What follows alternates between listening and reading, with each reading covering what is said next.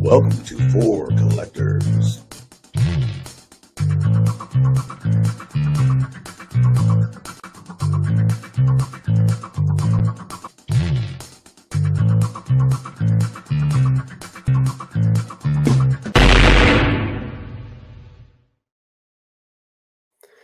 Hello, everybody. Welcome.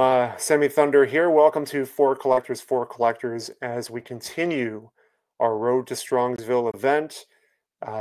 It's right around the corner, it seems, and we're going to continue that journey until we physically arrive at the event, at the hotel, at the show. And this particular recording tonight, I think, will definitely connect with a lot of you guys because this is sort of like a preview. We have two featured dealers that are going to be setting up at Strongsville tonight. I'm going to bring them in right now, actually. So first, we're going to bring in Stan Loch of Stan's Vintage Sports Cards. Stan, how you doing? Terrific. How about yourself, Sammy? Good. Thanks for coming tonight. And I'm going to also bring in Garrett from Ballpark Memories. What's up, Garrett? Hey, how's it going, everybody? Good. Very good, man. So this was, I wanted to set this up because I think it's really compelling and interesting. Stan has been setting up not just only at Strongsville, but nationwide for, how many years now, Stan? Probably in and around the country, probably about the last 10, 11. 10, 11 years. Yeah. Strongsville is about the same, I think, right? Yeah, I did first Strongsville show 2015. Fantastic. So. And Garrett, you're fairly new into it. How many years now? Probably about 3 or 4 years now. So I'm not quite at Stan's level yet, but we're getting there. This is going to be your first time setting up at Strongsville, which is a huge, that's a big deal. Yeah. I was super excited when I got the message. So ready for the show for sure. Yeah, and I think it's going to be this video I think will be really useful for people because it's going to get two different perspectives. Someone who's experienced in setting up at Strongsville, such as Stan, and someone who's coming brand new right into it, such as yourself, Garrett. And so I wanted to kind of get your perspectives, not just Strongsville, but just kind of seeing the ins and outs of your observations on shows and just the hobby in general. So I think what we'll do to kick this off is my first question that I have for you guys. I'm going to be reading from my phone here. But before getting into Strongsville, I want to get a little bit of a backstory on your journey as dealers. So when was that decision made to become a dealer? What did that process look like at the very beginning? And did it start with something like a collection that you purchased and it expanded from there? Or was it something a little bit different? So Stan, I'm going to start with you on that one. Well, what it was is I'm really a collector at heart. I started collecting as a kid in 1977, just opening packs. And then I started doing a lot of trades with the neighborhood kids and just going through that. And then about the early 80s, I was probably 11, 12 years old, I was setting up locally just to basically, I went to a handful of card shows. I actually went to a Strongsville show in 1979. And that kind of piqued my interest. I'm watching some of the dealers. Watch them trade cards with, customers and stuff and pig buying and stuff. So I started setting up locally little shows. I was like 12 years old and stuff, just, at the Foreign Legion type stuff like that, like 12, 13 years old. Did that for a few years until I got in high school and then, was focused more on college and still collecting.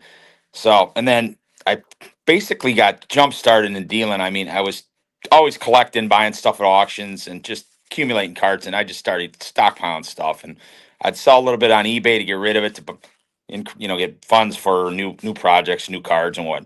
And then I think I bought a collection probably like 2007 that storage locker, and it had, over a couple million cards, a lot of vintage and stuff. And I had a pretty good vintage collection then, but this kind of filled some of my, 50 sets, 60 sets, had a lot of variation stuff.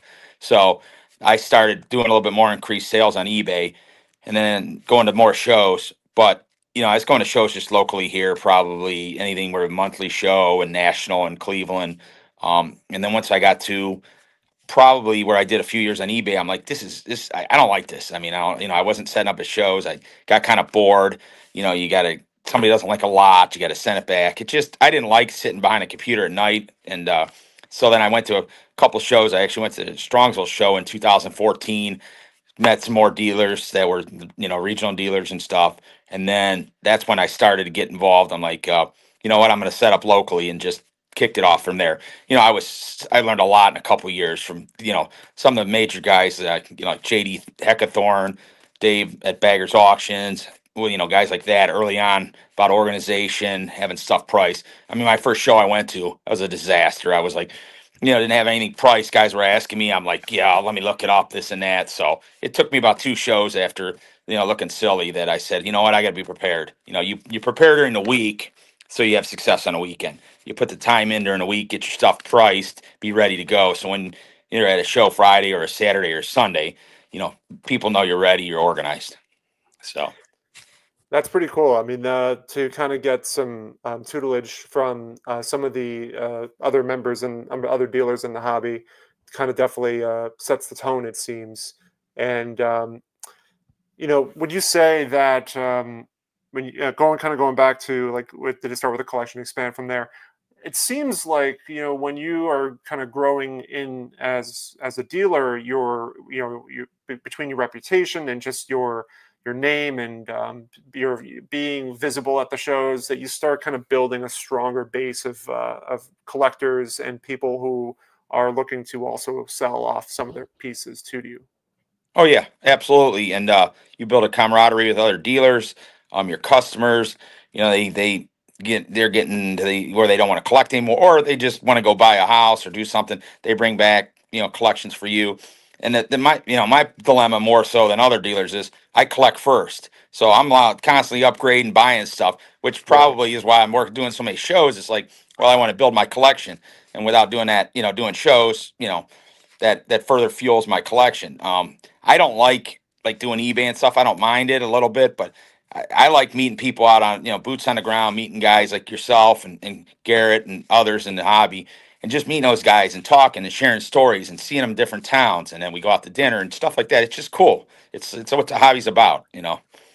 So. It kind of leads back to the story that you shared with me at the White Plains show about our buddy Jake from Wax Pack's Wisdom, and his purchase of the Smoky Joe Wood Cracker Jack. Oh yeah, that was awesome. Yeah, I don't know if you know the story, Garrett. Did you hear about this? No, I don't think so. I saw the card, but I didn't hear the story. No. Yeah, so yeah, if you want to share it, Stan, I think it's awesome. Yeah, That's such a great so story.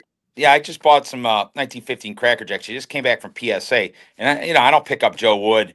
I've probably had one other one that I've had an extra one. I have one in my collection, and I just got it back from PSA. And a couple guys text me, and I'm like setting up for getting ready for White Plains, trying to get the, you know, travel and stuff. I get there, and Jake shows up Friday afternoon, and he's like, you know, he had several carts to trade, and I'm like, well, Jake, you know, really not something I want to, you know. He had a Brooks Robinson rookie, some other stuff. And I didn't really want those cards for trade. I said, he's like, well, I don't have the funds right now. I said, well, you know, it's early.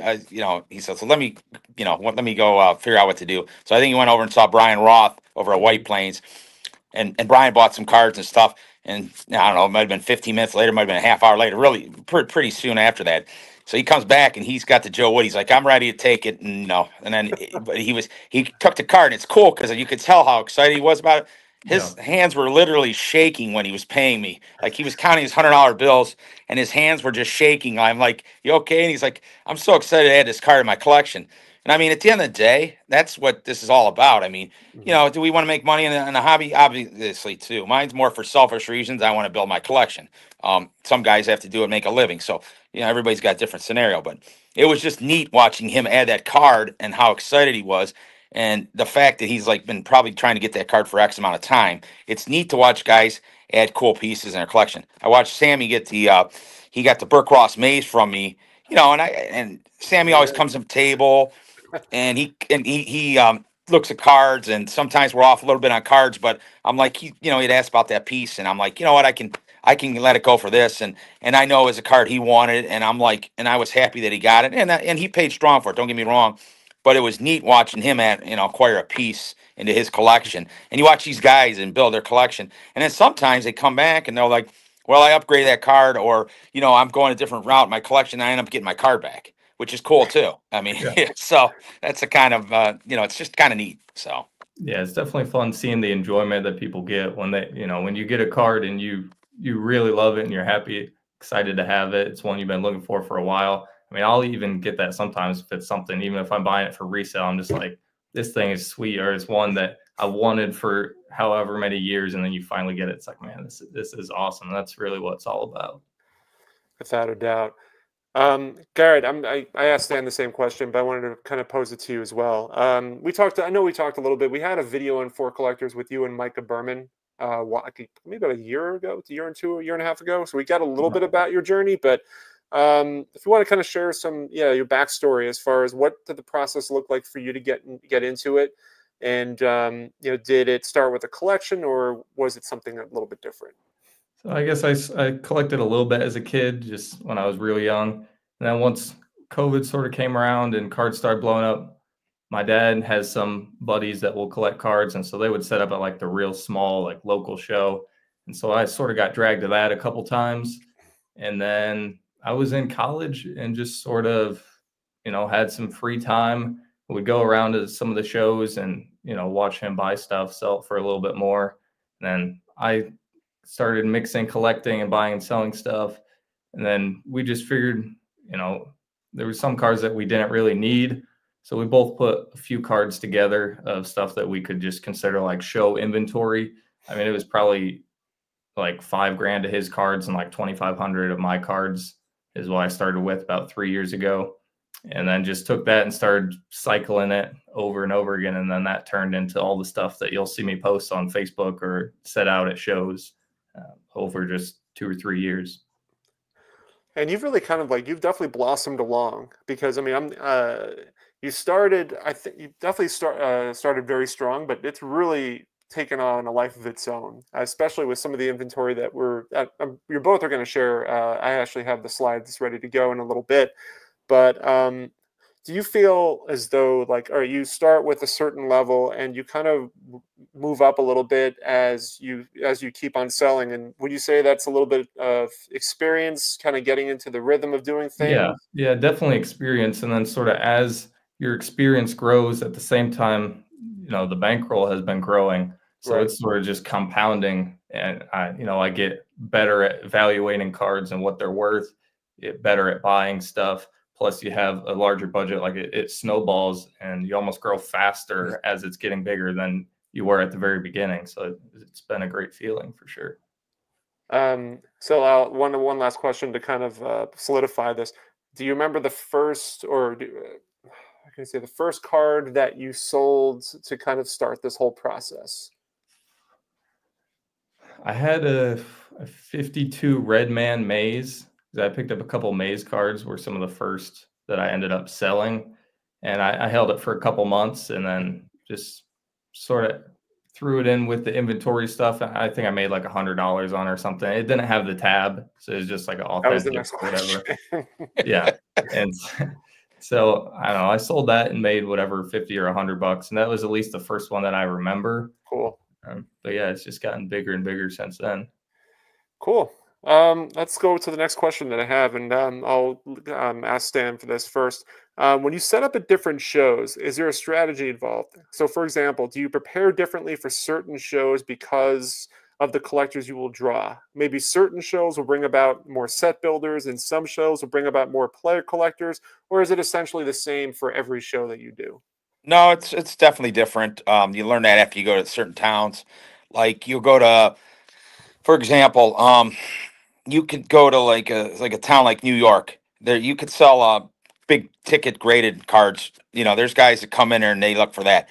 Maybe not as many set builders at like the White Plains show as just that. I do have my crew of guys and ladies that come in and buy set building. But like I go to Philly, those are many more set builders that come to that show. Like I'll have a lot of my table will be full with guys for the weekend doing sets. So and I go to, like, for example, the Hilliard show, which Garrett goes to. I get local guys that I'm doing, or guys down in Southern Ohio, and they'll come up. They'll text me ahead of time, and I tell them, I say, guys, give me like 3 to 4 days or the week before. Let me know what you need. So they'll say, hey, I need a 67 top. So if I got extra stuff in my inventory, I'll make sure I reload my books, because I try to reload the stuff as we go every week. But if you've done a show in the week before, if they pinpoint what they need, then I'll go ahead. And I even have guys in White Plains that said, well, like Jake reached out to me, and another guy reached out to me about the Smoky Joe Wood, and I still had it. And then there's a couple, I did some graded cards that I priced like on Wednesday that I just got back from PSA to freshen up the inventory. To piggyback on that, I learned from a long time ago from guys like JD and a few other guys that when I first started learning, they said, if we could tell you something about two things, they said, always price your stuff and be prepared. And they said, and always try to bring fresh inventory every show you go to, because when you go to Philly, 2 weeks later, you could see the same guys at White Plains. Well, if you didn't do anything over the last 2 weeks, they're not going to probably stop at your table unless they didn't have the money to get what they needed. But I always try to freshen up my inventory every 2 weeks, whether it's I do 3 or 4 set breaks where I break up an 86 Flair basketball set, a 64 Tops football, some of the keys, and that's what I try to do. I try to have, some new stuff in the case. Sometimes it's not as easy because you just got to pick it up. But that I feel that, as you go to different shows, you just got to, gear up for different guys, so like Strongsville, that's, have oddball stuff, have set builders, guys that are looking for those key pieces. So having like maybe Redmans, like Garrett was talking about earlier, that type of stuff, having Cracker Jacks, having stuff that you got guys from the West Coast flying in, you got guys from Kansas, you got guys from the East Coast. Everybody's coming in the country, having different type of pieces that separate yourself from like some of the other dealers in the room that just have 60s and 70s and 80s baseball, say, having different type of things. So they have a reason to stop at your table that other dealers won't have.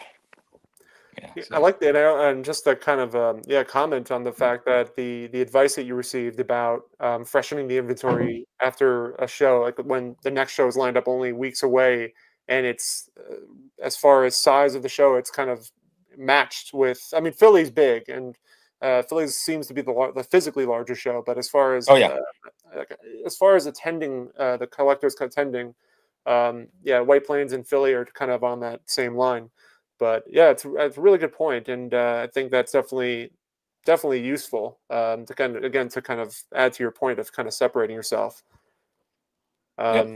So Garrett, for you, I mean, is the same situation? I mean, do you kind of approach it differently depending on the show, or do you kind of go about it the same way? Yeah, I sort of go about it the same way. I don't have quite as much just like volume of inventory like Stan does, so I don't really have to like handpick stuff for certain shows. But my whole business is sort of about how fast I can turn stuff. And so if you see me at a monthly show and then you see me the next month, I'm gonna have 25% of my stuff is gonna be different than it was the last month.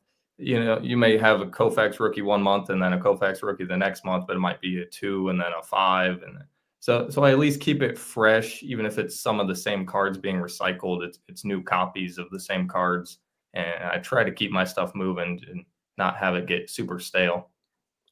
And so you're a lot of the times when you're freshening your inventory, I guess this applies to you, Stan, as well, that you're always kind of at the show prior to when the show starts or when the show ends. You're always kind of going back to some dealers you worked with before, perhaps. Oh yeah, I'll go to guys. I got guys that I like to see at every show if I can, see what they got new. I get stuff brought in like this. That's why I gave you some of those pictures, Sammy. On the that's some stuff I picked up in White Plains. That I'll have it rolling out when we get to Strongsville. I'm looking for I was looking for some different type of pieces. So I bought that in White Plains. With those some pre-war stuff, some stuff that I know guys might be looking for.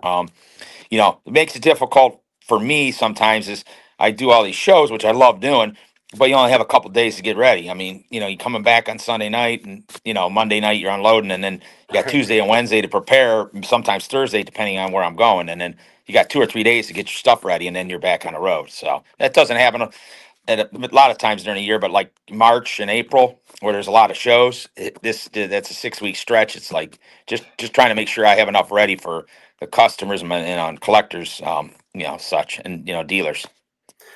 And do you guys every time you set up at shows, do you have people coming up and again, like I think we've spoken about this before, you build a following. So do you find that you're having people come up say, "Hey, I have this and I'm ready, I'm looking to." Does it happen every show for you guys? I got guys that there's some guys that brought me some stuff that I've sold to in the past, and the one guy I bought an E95 Eddie Seacott from this past weekend. He brought me some stuff. He brought some other stuff too. It's just, some stuff that I really wasn't that interested in, like some T201s and some fan craze stuff. Not stuff that I normally collect. I mean, I have a few pieces, but right now I'm going in a different direction with like for my PC. So, when I purchased from him, and then, there's some guys that brought me some, some commons and stuff from the 60s were clean. I'm like, that's great. I could leaf through it, and then and they brought it for me. We talked ahead of time, and that's good stuff for the books for the guys that are building high end sets. So, I try to pick up a little each week, and then roll that out. Sometimes I can't get it out the next week. Might take a couple weeks. But I was thinking with stuff I'm going to have in Strongsville, I go, this is good stuff to have. What about you, Garrett? Yeah, sometimes the stuff definitely makes it back around. I haven't been doing shows as long as like Stan has to sort of build up some of the repeat, collectors that you'll be dealing with. Because lots of times, it takes years of having a card to sometimes, want to turn it back in to put it into something else for your interest to change. But I'm starting to get a little bit of that. And, every once in a while, I'll sell someone a card and they'll want to either trade it back or sell it back. And so it's all just sort of a cycle. Yeah, Sammy, just not to say, but further what Garrett's talking about, like Garrett, he keeps in the back notes in the back of his head because like he knows I collect U.S. caramel in certain sets. So like if he gets these pieces, like he'll reach out to me privately and say, "Hey Stan," or when I see him on Facebook, I'll shoot him a message, and like he'll come if he's going to Hilliard, he brings me some stuff, and he's always fair on his pricing, and so that's nice, and he gets it's nice that you could build that relationship because like he's a straight shooter, and it's like, okay, I got a U.S. caramel. I know you're doing E120s. Hey, Stan, you want gives me a first crack at it sometimes. Or, I just got this in. So it's nice to build that relationship with the other guys, and they're thinking about, that like, that I got this piece for you. So, Yeah, like, I'm oh, that's sort of great. I working can on that Rolodex of, if I get a nice caramel card, I know Stan will probably be interested in it, or like the Mathewson I picked up for you, Sammy. I actually sent it to you before I ever even got it. I just said, I think I'll have a good shot. Well, you were asking me about how much I paid for the scorecard back, so I knew that as soon as I heard that, I'm like, wait a minute, did you find a blank back? Yeah, I saw it and I was like, well, there's only one or two sales. I know Sammy bought one, so that's at least one more reference point of what it might be worth. And then you ended up buying it anyways, so nice to have that. I mean, now there's the trifecta. Apparently, there's a postcard back that exists, but when I look at any sort of reports, it doesn't come up. So I don't know. We'll see. Okay. All right, cool, guys. So the next question I have, this is going into Strongsville a little bit. So Garrett, I know this is your first time setting up a Strongsville, but you've been to past Strongsville shows. Yeah, I've been to the last 2 or 3 years. Yeah. Okay. So you guys can answer this in your own way. What makes Strongsville different for you, whether it being a collector or dealer? And let's see, what's the other part of it? What's the anticipation, especially because the space has expanded to the ice arena? Do you hold back on certain pieces in your inventory so you can have it ready for shows like Strongsville? You go first, Garrett. Yeah, Strongsville, I would say the biggest difference between that and other shows isn't necessarily what's there. I'd say it's more about what's not there is probably what people enjoy. And not that, the stuff that's not there is like super annoying or whatever, but it's just honestly convenient. If you're only looking for one type of thing, if you only want old cards, it's just convenient to have a show that's only old cards. So it's not really a diss at anything else. But I think that's what lots of people like about it is it's just convenient and they can go from one table to the next all the way around the entire show. And the dealers there, their expectations are all high. So they bring some of their really nice stuff that they may not bring if you see them at a smaller show. I know lots of people will bring stuff, second tier sort of to the national. I mean, they're expecting big sales and big cards. So they'll bring really rare stuff, high dollar type stuff. So that's what you're going to see at Strongsville for sure. What about you, Stan? Well, like piggyback on what Garrett's talking about. Like, well, when we were at the hotel for the Strongsville, it was intimate, but I thought we're going to lose that at the hockey rink, but really we didn't.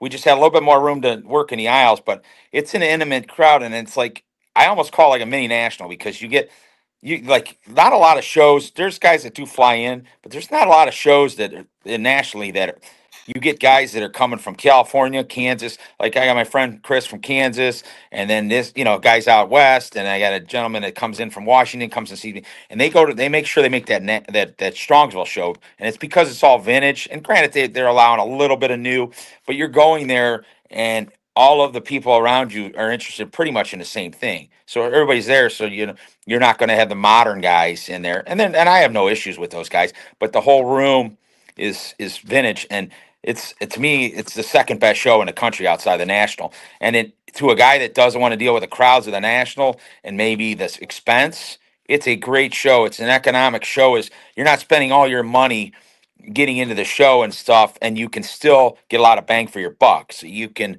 get a lot of vintage, and you'll see some of the best dealers in the country in that one rink. And pretty much if you can't find it at Strongsville, the only other place you're going to find it's the National. In my opinion. So, yeah, that definitely seemed to be the case. Because I mean, an example of that is, like Bill Chappell had at the Strongsville, ended up buying the '59 Bazooka off of him of Willie Mays, and I didn't see the Coca-Cola test tips cards or any of the oddball inventory, and it wasn't until the National where he really just kind of had a whole display case that showcased that particular aspect of his inventory. And so do you guys, I mean, I guess it sounds silly to have to hold back certain inventory, but is that a thing? Is that wise to hold back pieces of inventory for a particular show, or is it best to kind of just have it ready for shows like the Strongsville and Philly and White Plains? Well, I can't speak for Garrett, but I mean, there are certain shows like, I'm going to go to Strongsville, and there's going to be a lot more eyes on stuff. So I don't necessarily hold stuff back too long. But like if I've gotten a bunch of new stuff now, I'm probably not going to take it to Chantilly. Maybe a few new pieces, for guys that I know are looking. Like I got a couple guys that collect hockey. So if I got any new graded hockey or some new hockey positions, those guys probably aren't going to make it to Strongsville if they're at Chantilly. So I'll take that to them. But a lot of the stuff, I'll take to Strongsville. That I got, like I said, I have a bunch of new Cracker Jacks that are coming back from PSA. Should have that ready. I just picked those pieces up in White Plains, and then I got a couple, stuff 57 football sets. So I'll be rolling a lot of that stuff out of Strongsville. Guys do hold back. Why? I think they're going to get more money, I guess, at the National. I don't put a premium from Strongsville to Chantilly. I price my stuff the same at every show because, in my opinion, at the National, there's going to be so many people there. I'm going to make the money over the course of a week. I don't put a premium. Like I guess some guys I've heard, they'll put a 10 or 15% raise their cards pricing. My price of my cards is the same. It'll be if I have that card in Strongsville and I don't sell it to the National, it'll have the same price on it. Unless obviously I pick something up new and then the card got hot or something. But pretty much, if there was a change in the 2 months. But some guys hold that stuff back and they're like, well, I want to roll that out. And if that's what their plan, I mean, I can't speak for Garrett, but Garrett's, I would assume, selling cards every week. So he's wants to move the cards, I'm collecting. It's not I've really ever done before as far as hold stuff back, because I just usually just keep it sort of turning over super quick. But at least for this one, there is a couple sort of key cards, at least one or two that will show that they're not for sale yet. Like they're still on my eBay store, but they definitely, a couple of them haven't hit Facebook really yet. And they're ones that I at least want to have in my case at the beginning of the show, just because I don't have, an excess of like great stuff I can just pull and set out there. So there's one or two that I want to hold on to for sort of eye catchers. And that's, and that completely understandable. But I guess ultimately what it comes down to, as you were saying, Stan, is it really depends on the clientele and where they're going to be. And, certain people in certain parts of the country, it's going to be, you're going to bring certain pieces more so for certain places. Yes. And that makes a lot of sense because, you're creating a relationship with different people in different locations. So it makes perfect sense. And I guess this kind of ties into it. I think we talked a little bit about this earlier, but do you guys keep logs on what sells at certain shows? Meaning, do you keep any sort of logs on how certain show trends, how certain shows trend with your inventory? So like, you'd be at Chantilly and you're selling more hockey cards, for example. You're selling more football cards at particular places. Do you kind of keep any sort of statistics to kind of strategize yourself, Garrett or Stan? I don't necessarily keep statistics, but I know mentally what moves where. Like I was just at White Plains. I sell a lot of baseball there. Obviously, everybody does baseball town with the history there. I don't sell as much football there. Now, if I go somewhere like even go something like Canton, Ohio, little local show I do, hour away from my house, I'll sell a lot of football cards there because it's the Canton Football Hall of Fame's there. I go to Philly. I'll sell a lot of basketball at Philly. I'll sell hockey at Philly because of the Flyers and such and the history there. So you go to Chicago, it's everything. It's sell obviously Bear stuff, but you sell, I sell more football at Chicago than I would. So it just depends. It's kind of like what town, and then you kind of gear up, like you said, depending what city you're going to. If you're going to Boston, you're going to make sure you're loaded up with, Boston or basketball and hockey. So you go up to Pittsburgh, you want to make sure you're loaded up with football, so. And like New I'm York, still White sort of Plains. learning as far as some of that stuff, finally getting to do shows for the third, fourth, fifth time, and so building that sort of mental just notes, I guess, as far as what moves.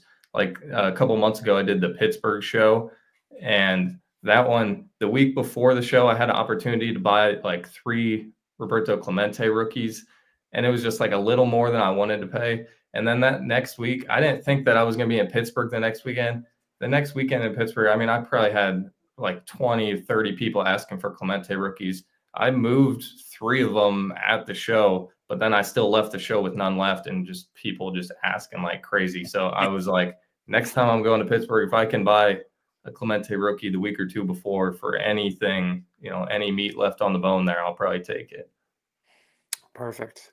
Yeah, it's so interesting as you kind of travel from place to place. Certain trends and certain you start kind of noticing certain cards get more important, kind of have more importance to them than others.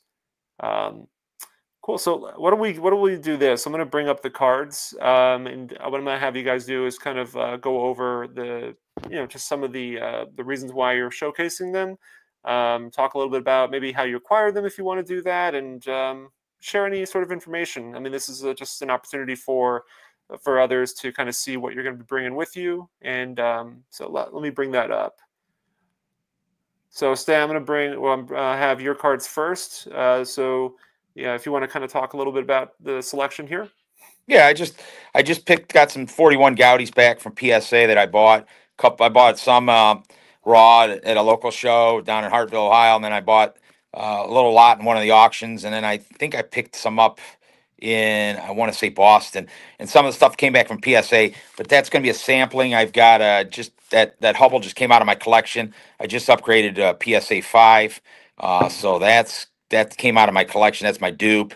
And then I just want to showcase that I have some 41 Gaudies, which don't come up a lot. So now I've got a Hubble, I got an Ott, some other commons that I'll have, which, like I said, they don't come up very often. They're pretty nice, good eye appeal. So that was the reason why I put that card out there. Yeah, that's such an awesome set, isn't it? Yeah, that's I'm getting cool. I'm getting more and more into it because I never see them. So when I see them, I'm like, even the commons, I get excited. And the fact you have the different colors, so I'm working on a master set. So hopefully nice. one of these days. Yeah. Cool. And got the Honus Wagner here. Yep, I picked up a really nice from my good friend Joe Tomasulo. Picked up a real nice E93 at White Plains. I wasn't planning on it. It's one of those. He stopped by my table and it presented itself, and I'm like, you know what? You might as well upgrade. So I upgraded my Wagner, and that was in my collection, which I thought was pretty nice for a 1.5. So, I'll have some caramel cards that just happened to come out of my collection, and I had a handful that came back with PSA. So I'm going to have some more rolling out, some more, E93s. I got some E95s that came back, a couple E97s. So some color caramel cards from the teens. Beautiful centering and beautiful color on that one. Yeah. Let's try to, if I'm going to start spending this money, Sammy, as well as anybody, it's not the grade, it's what the card looks like. If you're going to spend, you might as well, the technical grade at that point doesn't matter, I don't think. If you got a nice example in your set, whether it's a 1, whether it's a 5, right. I don't get too hung up on, having PSA registry sets and stuff like that. I just want to have a nice card, nice example if I can, or at least to get a starting point with a piece in my set and then work from there. Perfect. Oh, classic. Yeah. And that just, like I said, I just recently upgraded a Ruth I've got, and I brought that out of my set. So I figured I was going to bring in a nice Ruth, and I have that to go along with. I just rolled out a yellow Ruth that was at the White Plains show that I picked up that I had upgraded from auction. I think it was Mile High. I bought a higher grade yellow Ruth, and so I figured I have a couple new Ruths at the Strongsville show. So It's such an awesome card. Also, again, great color to it. yeah. Oh. So once again, same story. Just picked up a nice Gehrig, so I just upgraded, and that just came out of my set. So I figured I'd get something, a little bit eye catching stuff, and having some Yeah. fresh inventory for the guys that are looking, either building their Gaudi set or are looking for a nice Gehrig example. The centering's not great, but the image is pretty nice, and I like the card. Yeah, it's really nice. Oh, this one's so cool looking. Yeah, that's one of the ones I picked up from White Plains from my friend, and I got a lash away, and it was right in line. I thought it was better than the one I had at home, but they were like neck and neck. So that's one I'll bring. And being in Cleveland, just outside of Cleveland, I figured I'd buy any Indians and stuff and any Cleveland players that I could. So yeah, and again, just because Strongsville, Ohio, it's kind of a perfect recipe. Yeah. Cool. That's one of my favorite Addy Josh cards. So, and that's one that I just picked up at White Plains as well. Is that is that a card you already have? And this is yeah, every one of these cards you see is something I have in my set. So I have a PSA 3 that's a little bit nicer, but that's not a bad example, I thought. So I figured I'd pick that up too. I get a lot of local guys that are doing Joss. A couple guys I know that stop at my table are always looking for, new Joss for their collection. So very cool. Very cool. Oh, of course, we're gonna finish. I think this is the last one shown, but yeah. Feel free to. Yeah, that's just one of my favorite sets. The long and I don't know. It might be my favorite. The 37 yellow Gehrig's nice, but that might be my favorite Gehrig. I don't know. The long set, I love that set. Every time I pin a couple, even commons in that set, I really get excited about that. Like I said, it's 41 Gaudis, the long stuff that I don't see very often. When I can get even an example of a common, that's nice. That works for me. It's just like Garrett sold me 2 U.S. caramels. It's like I don't see those that often. So when I get a nice example, a 3 or a 4 even of a common, it's like those are just great. You just don't see them. That set's like presidential to me. That U.S. caramel that Garrett sold me a couple pieces for, and I just picked up one from Ash over the weekend. That was a nice one, Wally Burger. So it's like that. DeLong. I pick up any kind of examples of that. It's like it's just cool.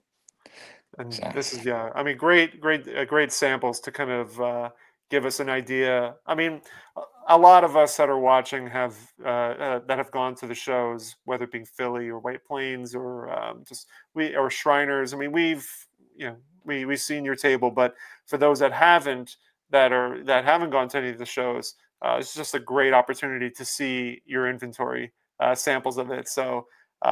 This is going to be great to kind of see all these together with as well, like the Cracker Jacks and they just can't. They're just coming in this week, or I would have had some pictures of those. But let me just say this: I'll have some stuff. I'll have some 14 of 15s that are, some of the guys that like you guys saw my Cracker Jacks this weekend. It'll be even better. I got a bunch coming in from PSA, so hopefully they get here this week. I think some of them are. Hopefully you'll get some more next week. So just waiting on those guys.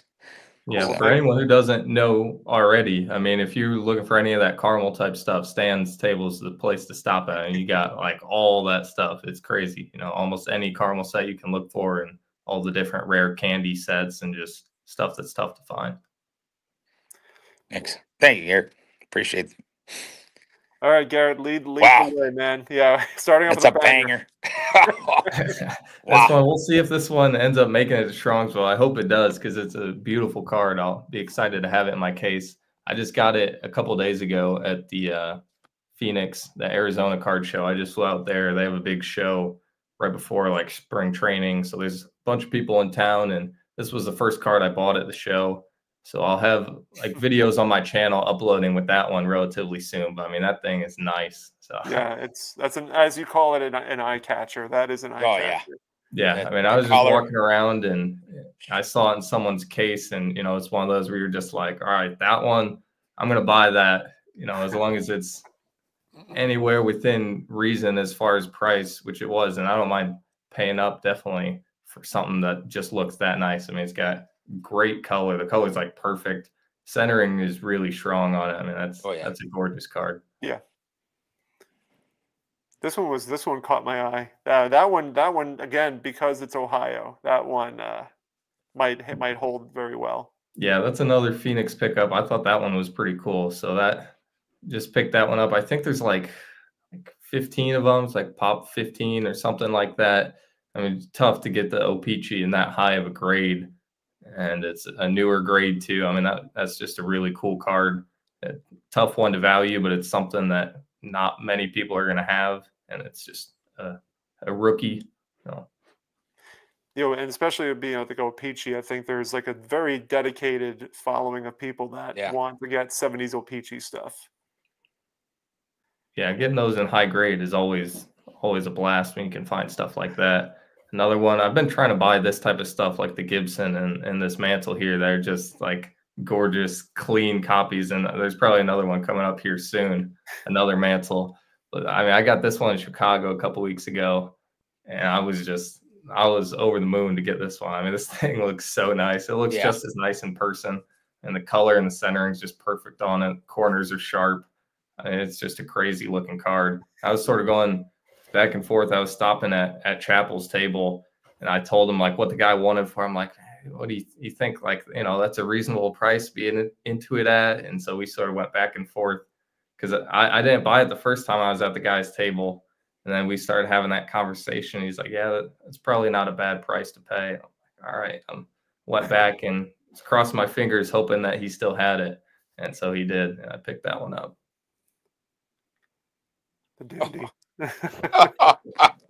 And this is the other one I was talking about, this really nice dandy. I got two of them in Chicago. The 2.5 already sold, but then this is the card I was talking about when I was saying there's one I'm setting back sort of for the show, and this one hasn't made its way to Facebook yet. But I mean, that thing's so nice. I appreciate you really sharing it here. Don't want to sell it. Yeah, it's gonna hurt. So this one, like, even if somebody were to who's going to watch this, or they're going to try to reach out to you, you're going to tell them you're going to hold. Like I'll sell it. I mean, it's on my eBay store. I'm asking, but it's going to hurt to sell it. I will say that. I've got 6,500 on it, and I mean, it's a gorgeous card. Yeah, and it doesn't pop up too often, just in general, and then to find one with centering and color like that, I mean, it's just gonna be tough to find one. That's a beauty. Nice. I appreciate it. This one here, I actually picked this one up from Chapel. So this was a Chicago, and I've had it a couple weeks, and it's the 59 Bazooka Hank Aaron, and it's the yellow letter, which is a lot tougher than just like the typical white letters, what most of them have. And I mean, the corners are really sharp on this one. It's got like a super light wrinkle that you can only see in the back, but it's just a really tough variation of a tough bazooka set. So I mean, it's already in a tough set, and then it's a tougher variation of that, which is pretty sweet. Yeah.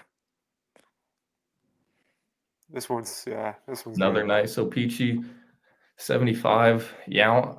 This one, I got this a couple weeks ago in Pittsburgh, and it's a really cool card. I mean, a lot tougher than I would have thought as far as even to get a 7. Like as far as 7s that are autographed, there's 3 7s with an auto, and there's no 8s, 9s, or 10s.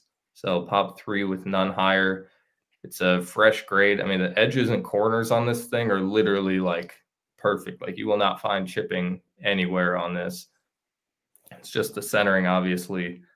And another one, some of those that are tough to value, you know, high upside, they may not sell right away because people are a little gun shy on pulling the trigger, but it's unique stuff, and it's potentially higher upside type stuff.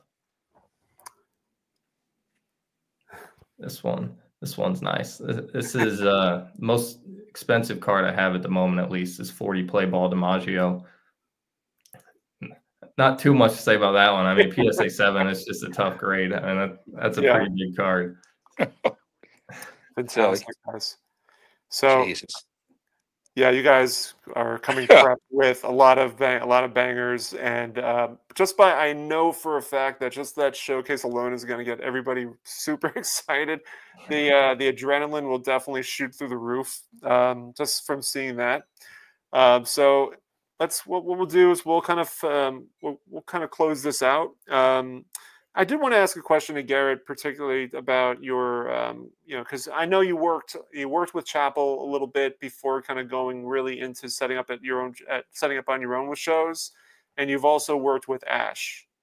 Can you explain? I mean, without you don't have to go into great detail if you don't want to, but I just wanted to know like what were your experiences from both dealers? Yeah, I mean, I can't give a big enough thanks to either of those two, and as well as guys like Stan and JD Heckathorn. I mean, all the people that are much further ahead than you and sort of point you in the right direction, tell you things to do, not to do, the right way to treat people, the right way to just act. And it's great to have those people, those resources. I've spent hours talking to all these guys, and I mean, Chapel and Ashish, I've spent a lot of time with both of them. It's just crazy the amount of stuff you can learn in such a short period of time by dealing with people who are much further ahead than you. So I got a lot of respect for both of those guys, and definitely appreciate all the stuff they've done for me. So I want to ask both you guys just some fun questions. What are your favorite parts about setting up at shows? What are some of the experiences you've had since being a dealer that you'd like to share to others? And Stan, if you want to start. I didn't hear the last part about the. What are some of the experiences that you've had since setting up as a dealer that you'd like to share to others? Oh, well, to be honest with you, my favorite, once I'm set up, I mean, obviously it's a pain to, do it unload loads part of it. But once you get rolling, it's cool. Like I really like Friday afternoons, and then you get more of your collectors that are there, and then they come and see the new stuff, and you talk to them and share stories. I enjoy that. I learn an immense amount of information, just whether it's baseball history, which I always was a connoisseur of, but I learn a lot from guys, and they tell me little snippets and stuff, and then you get to know about their collection. They show you stuff that I've never seen. You might see it in an auction house, but to witness it in your hand, I mean, that stuff's great.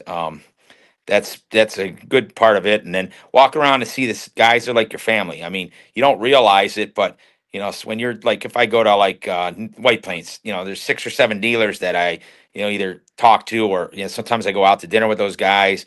When I go to Columbus, I get to go. We're gonna have to get Garrett to go one of these times with us, but I get to go with like William Chappell, and I get to go with JD, Steve Slockett, Dave at Baggers Auctions. I mean, we go together and have dinner at Saturday night. And it's like you get out, I leave my house in Cleveland at like about 3:45, 4 o'clock in the morning. You get up there, we set up, and then it's like you're working all day, but you feel energized when you go to dinner with these guys and you joke around, and it's like you didn't even work. It's like sometimes I go to these shows, I work like it's like you're there 10, 12 hours. It's like you didn't even work. It's like the day goes so damn quick. You're having a blast. I mean, I love shows. I mean, like I said, I have to sell online as a means, but if it was up to me, I'd just do shows because I just love the back and forth with the guys, and and I appreciate this. That you have no idea, Sammy, some of the stuff that guys bring me. For my kids, my just quick story, not take too much of your guys' time, but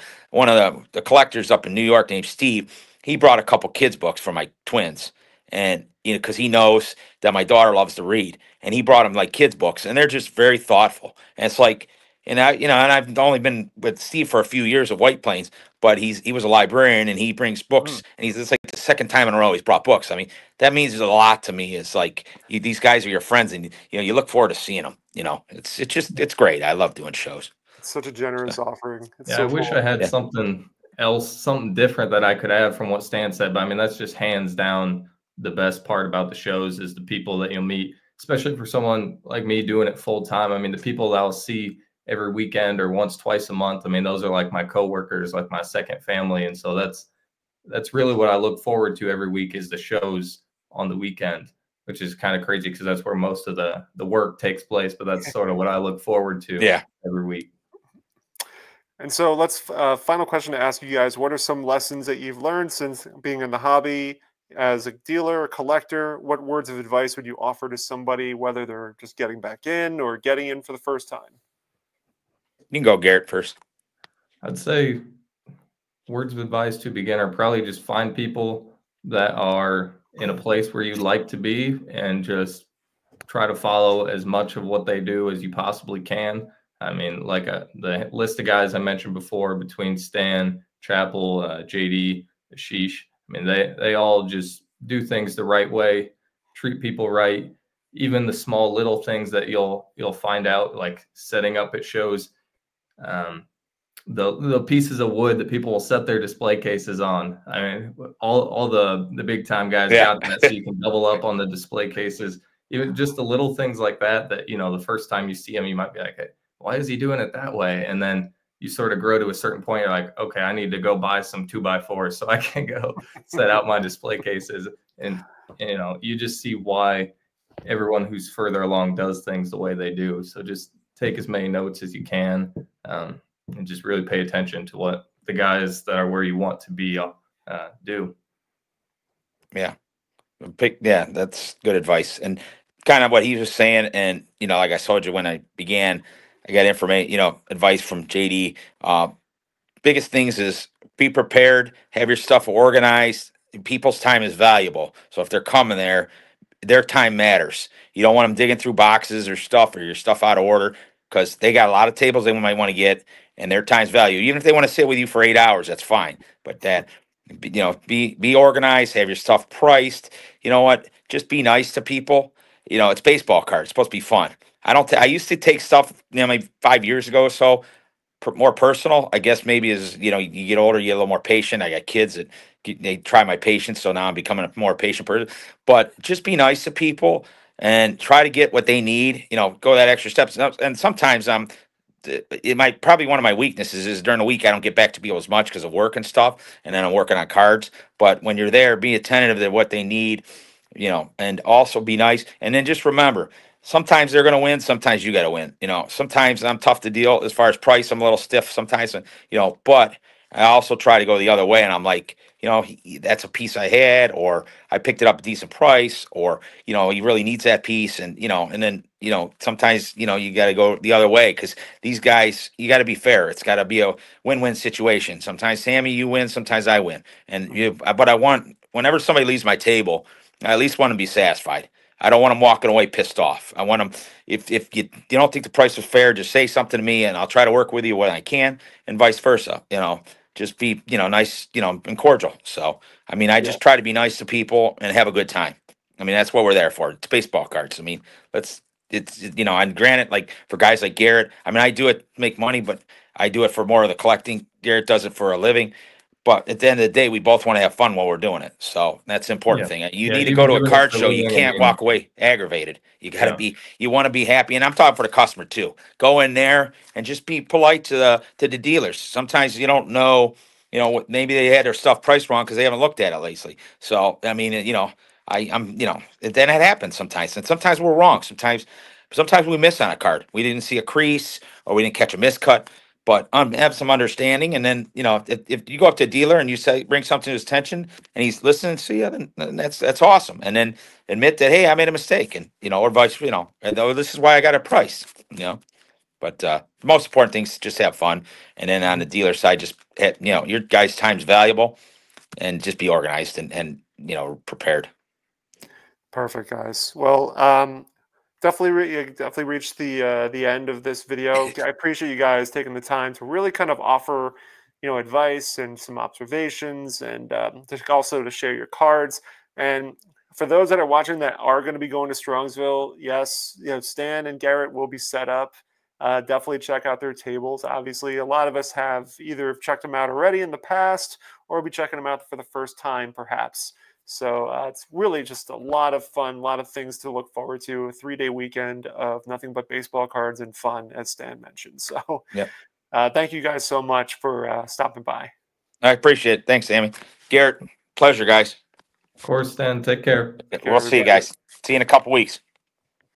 From the early days of baseball cards, Babe Ruth. people have been trading them back and forth. McCovey's off the table.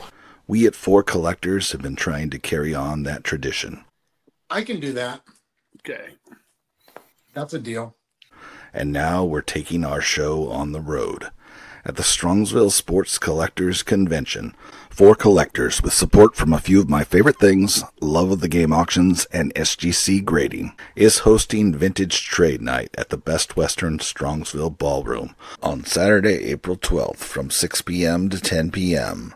With the help of our generous sponsors, admission is free and free pizza will be provided. Be there to join the fun.